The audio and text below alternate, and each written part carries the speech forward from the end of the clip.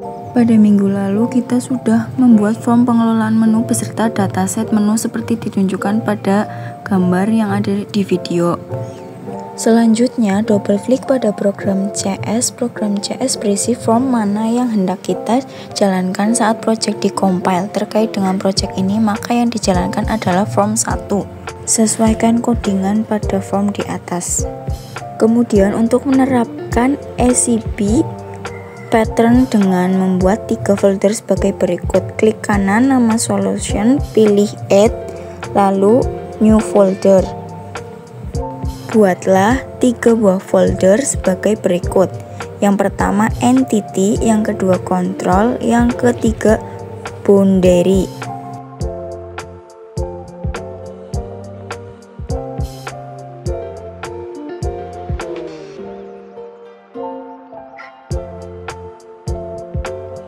Selanjutnya, kita akan menempatkan file yang kita buat ke dalam masing-masing folder yang sesuai, yaitu boundary, control, dan entity.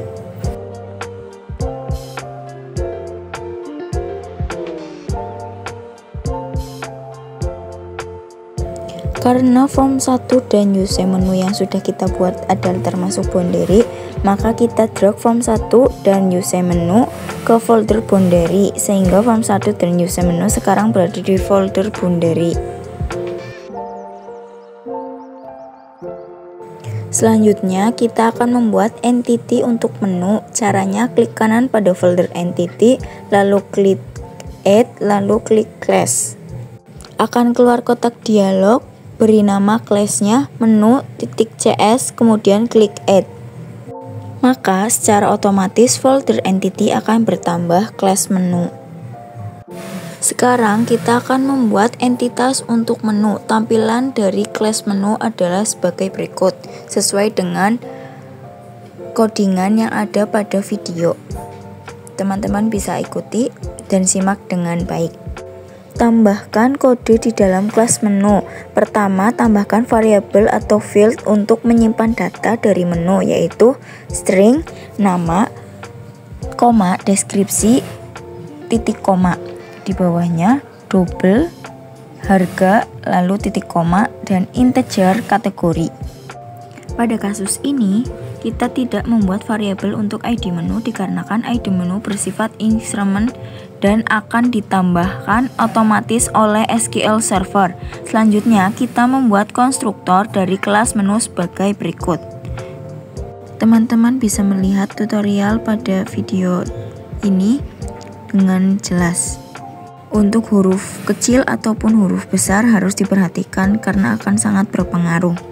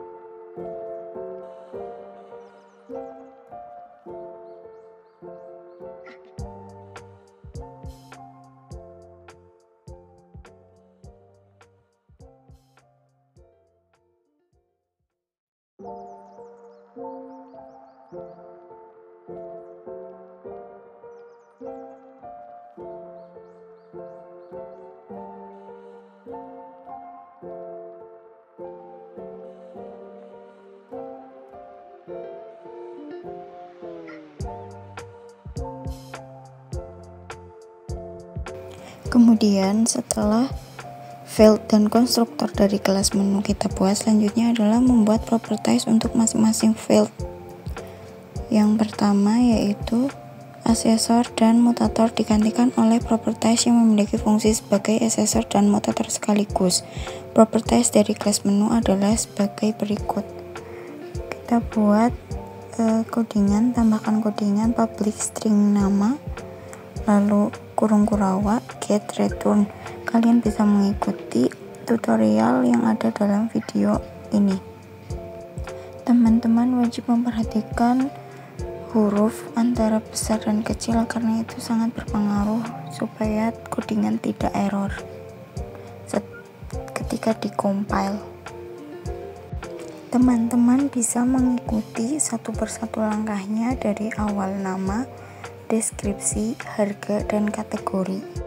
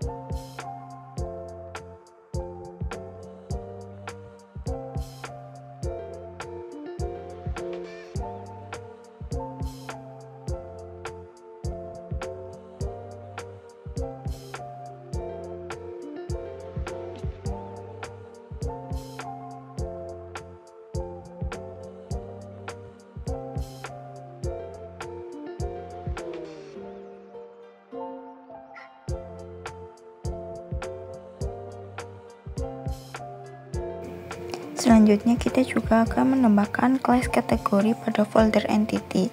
Caranya klik folder entity, lalu klik kanan new class, lalu kelasnya dinamai kode kategori, lalu OK. Kemudian tambahkan kode di dalam kelas kategori di antara kurung Kurawa buka dan tutup.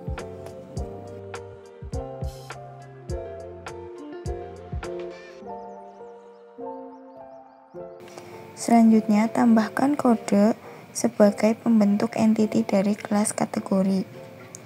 Kalian bisa memasukkan coding-coding yang dicontohkan di dalam video tersebut.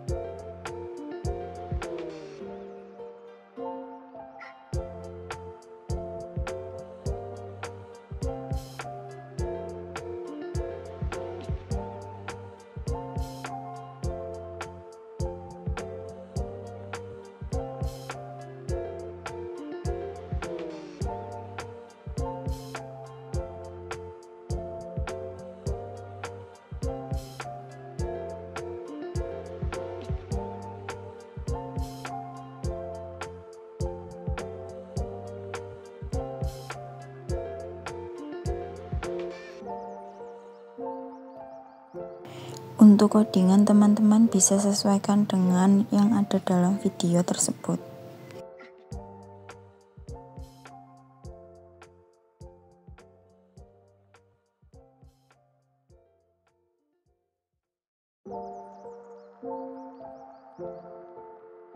Ketika semua codingan sudah dimasukkan, selanjutnya kita akan membuat kontrol untuk menu. Caranya adalah klik kanan pada folder kontrol, pilih add class sama dengan sebelumnya, tambahkan class dengan nama menu kontrol, lalu klik OK. Kemudian setelah kelas itu dibuat, lalu klik kanan pada method fill get data, kemudian pilih configure, lalu klik query builder untuk mengubah query yang ada agar menampilkan kolom nama kategori. Maka akan muncul tampilan query builder sebagai berikut yang ada dalam video. Kemudian untuk menampilkannya yaitu klik kanan, klik add table, kategori, kemudian klik add. Maka akan muncul dua tabel di query builder yang saling terrelasi. Perhatikan untuk setiap kolom yang ada di tabel di query builder, untuk setiap kolom yang terchecklist artinya kolom tersebut ditampilkan. Karena kita akan menampilkan data nama kategori dari tabel-tabel kategori, maka cek untuk kolom kategori dari tabel kategori dan uncek kolom ID kategori dari tabel menu sehingga akan terbentuk query baru seperti yang ada dalam video. Untuk mencek hasil query, klik execute query, maka akan ditampilkan hasil dari query tersebut.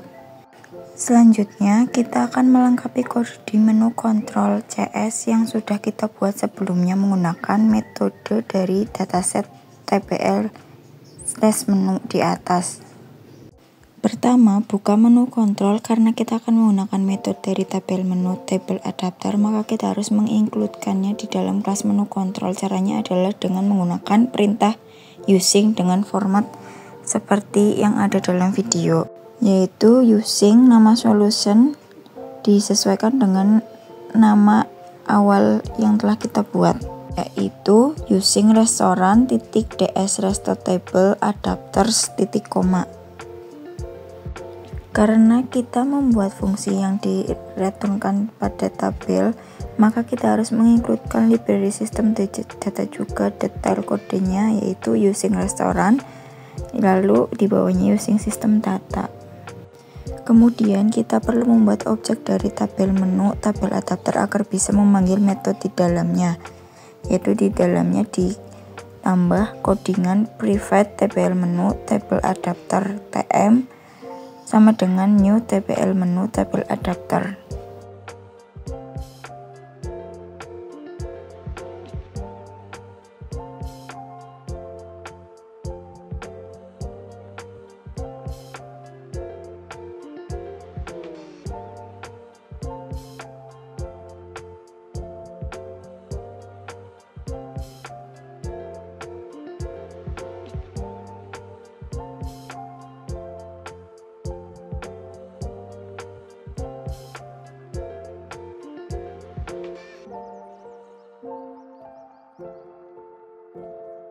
Selanjutnya adalah memanggil fungsi yang sudah kita buat di menu kontrol ke form 1 yang sudah kita buat. Langkahnya yaitu buka form 1 dengan mendouble klik form 1, ubah model view dari view designer ke model view code dengan menekan F7. Kemudian muncul tampilan-tampilan sebagai berikut. Nah, karena kita akan menggunakan fungsi show menu yang ada di kelas menu kontrol yang berada pada folder kontrol, maka kita harus menginclude folder kontrol kepada kode form 1, yaitu ditambah dengan using restoran titik kontrol titik koma. Selanjutnya kita akan membuat objek dari menu kontrol agar bisa menggunakan fungsi show menu yang berada di kelas tersebut. Tambahkan menu kontrol MC new menu kontrol. Setelah objek terbentuk, maka kita bisa memanggil metode yang terdapat di kelas menu kontrol. Selanjutnya, kita akan membuat sebuah prosedur dengan nama setDataGridView yang memiliki parameter DataGridView. Prosedur ini akan memanggil fungsi show menu yang terdapat di kelas menu kontrol dan akan diset sebagai sumber data dari data grid view. Teman-teman bisa menambahkan codingan sesuai dengan yang ada dalam video tersebut.